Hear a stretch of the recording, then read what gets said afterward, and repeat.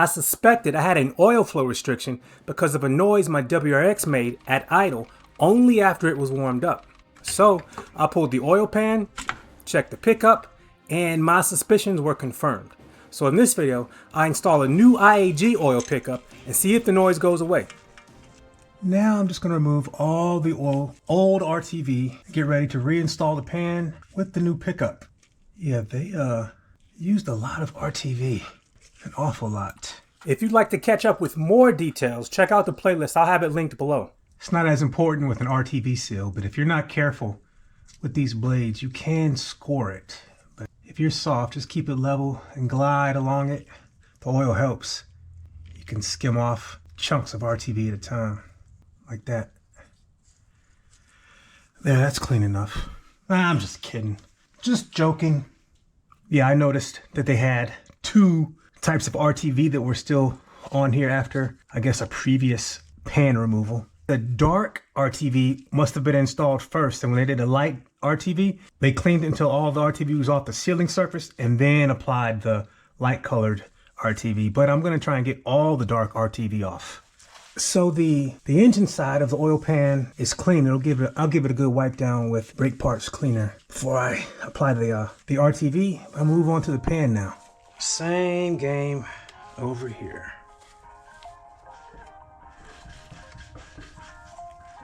Yeah, I'm definitely not the first person to deal with this pan, but I may be the first person to continually pull ring pieces out of it. Yeah, so I've got the surface clean, but before I clean everything really good with brake cleaner, I'm going to install the new AIG pickup. Great. I thought it came with a new O-ring, but I wasn't sure. Now that is a quality piece. Such a simple piece, but it is definitely better built than the stock one. The welds are fantastic, and I don't think I'd be able to rip out the screen so easily. Let's put it in.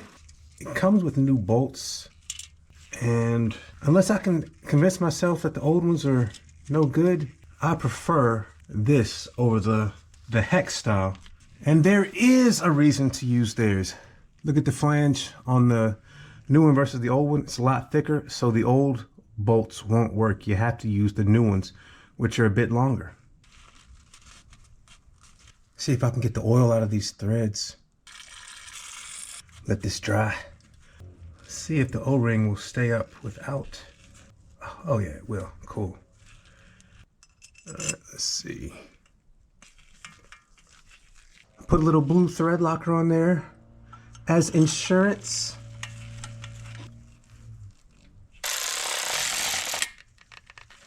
All right, let me see if there's a torque spec. I have this rag soaked in brake cleaner. So now I'm finally gonna clean this off really good. And I'm gonna wipe until the rag stays clean when I wipe. This is a thread chaser, and there's a bit of RTV in some of the holes. I'm sure I could torque it down just fine, but since I'm down here, I might as well try and clean the threads as good as I can. So I'm gonna run this in and out of the threads and then wipe it down yet again. These are the new return seals for the oil pan. And it looks like there were some aftermarket ones installed. They were blue. Usually Felpro products are blue. And these are just return seals, so I don't know how much it matters, but more evidence that somebody's been in here before. And this pan has nothing in it. Spent a good bit of time cleaning it out. I did a test fit to make sure I could position it. So here we go.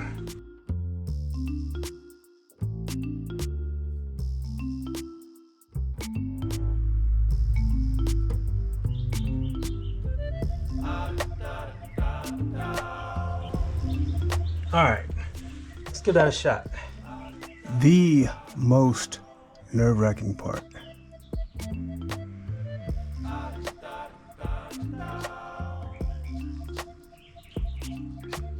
Okay.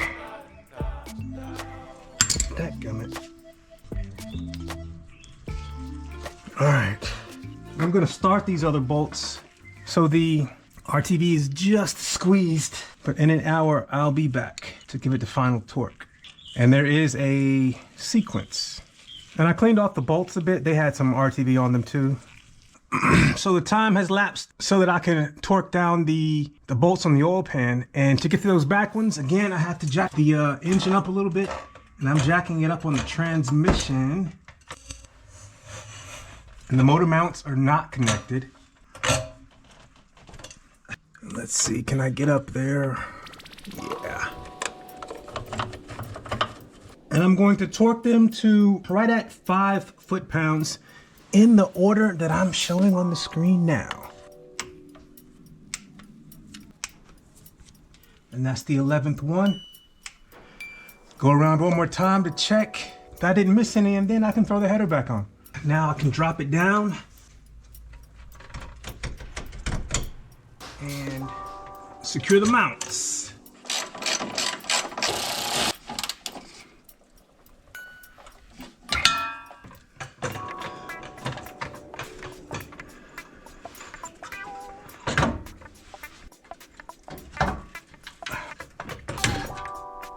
Pretty much lined up. I just gotta push it up onto the studs. I think I got this side on. I did. There we go. All right.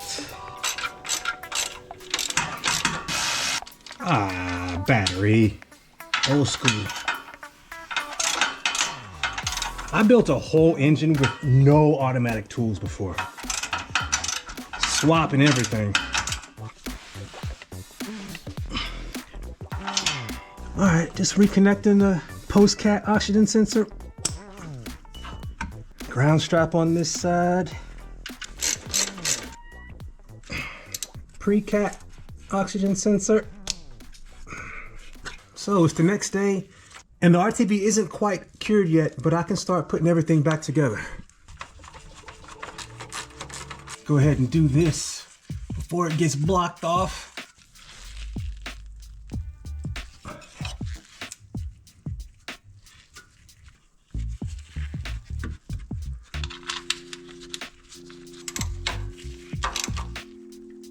This connector.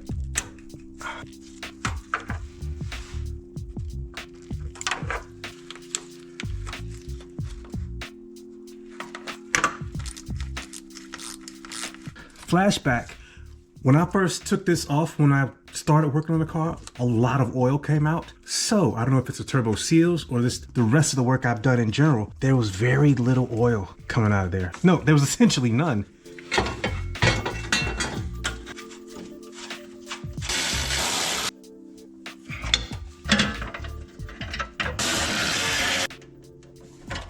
So at this point, it's fluids. I'll put a new drain plug on, put the oil in, and I gotta put new coolant in.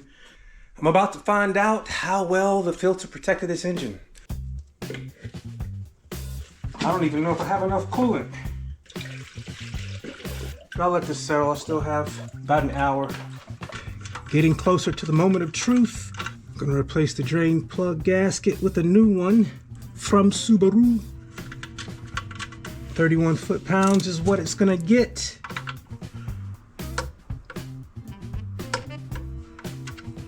And I got a new OEM filter. This filter's only been on for a little while. A little bit of oil. It looks like it's already slightly lubed.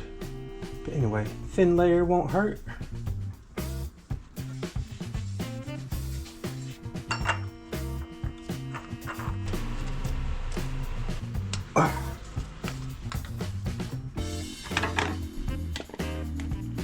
Just getting all of this. And about half of this.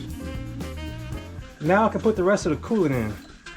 And my cat still wants to get out here.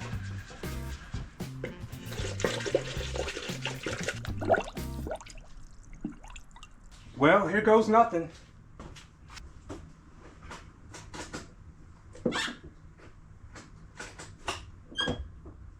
Did I disconnect the negative battery? Guess I let it sit too long. The battery's only at 3 volts. See if we can jump it. I didn't plan on using this. The Auto One sent this jump starter. Time to crack it open. Now this is straight out of the box. I haven't even charged it. So let's see if it has charge coming from the factory. Got the cables. Something fell. Got the charge cable, the jump starter itself. So this plug goes into, where doth it go? I don't even see where this plugs up. Ah, it goes right here where it says start engine. And the sides are different shapes, so you can only put it in one way. So I'm gonna hook up the positive. These battery terminals do need some attention. Negative.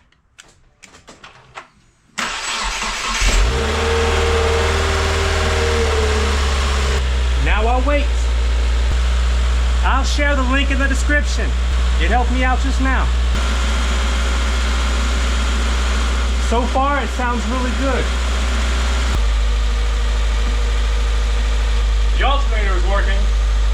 So I'm gonna go for a walk and let it warm up. So the idle has already calmed down.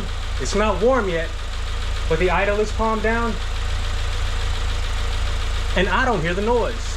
I'm keeping my fingers crossed. Well, the noise is back. I got this stethoscope. I know it's in the head, but where? I'm a little disappointed, but that pickup needed to be addressed anyway, as it turns out. So, I'm gonna do some searching and let you know what I find. I think I'm gonna be going back into the engine.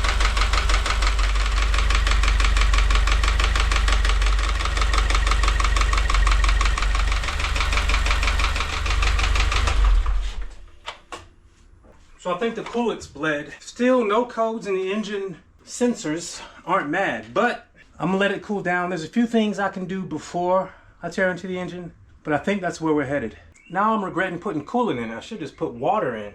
All right, well, I'm gonna let it cool down and I'll probably start work tonight, but that'll be in the next video. So I'll catch you on the next one.